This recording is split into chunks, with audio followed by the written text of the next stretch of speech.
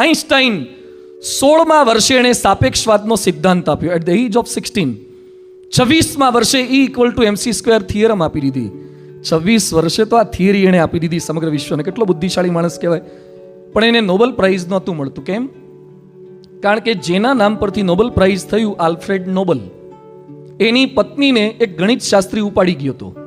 ત્યારથી એણે નક્કી કર્યું ગણિતવાળાને નોબેલ આપવું નહીં,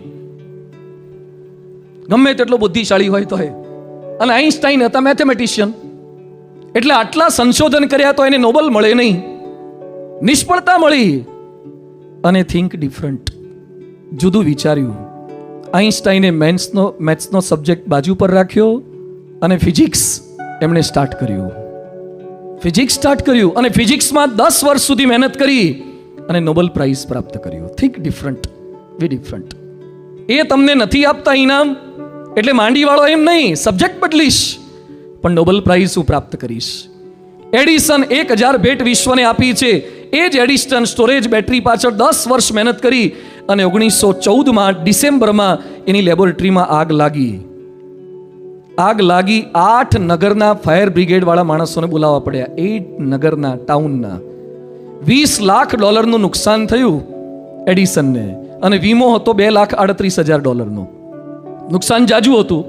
37 વર્ષે આખી લેબોરેટરી ભસ્મીભૂત થઈ ગઈ. બધા દુઃખી થઈ ગયા. એ સમયે એડિસન એના દીકરા ચાર્લ્સને કહે છે તારી મમ્મીને બોલાવ ને. એટલે એની વાઈફને બોલાયા.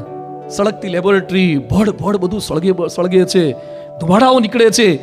અને એડિસન એની વાઈફને કહે છે જોઈ લે, આવું જોવા નહીં મળે ફરી. એ કહે છે આપણું બધું જ સળગી ગયું, છતાં તમારા સહેજ પણ ચહેરા પર દુઃખની રેખા નથી. એડિસન કહે છે I am not discourage because every wrong attempt discarded is another step forwarded. મારી જેટલી ભૂલો હતી ને એ બધી પણ લેબોરેટરીમાં સળગી ગઈ. હવે નવેસરથી જીવન જીવીશ. 67 વર્ષે ફરીથી એણે મહેનત કરી અને કેવળ 3 જ વીકની અંદર ફોનોગ્રાફ નામના મશીનની એને ભેટ આપી દીધી છે. તો શા માટે આપણે સહેજ હારી ગયા, સહેજ ધંધામાં દેવું થઈ ગયું, સહેજ નિષ્ફળતા મળી, કેમ હિંમત હારી જઈએ છીએ? પાછા ઊભા થઈ શકાય.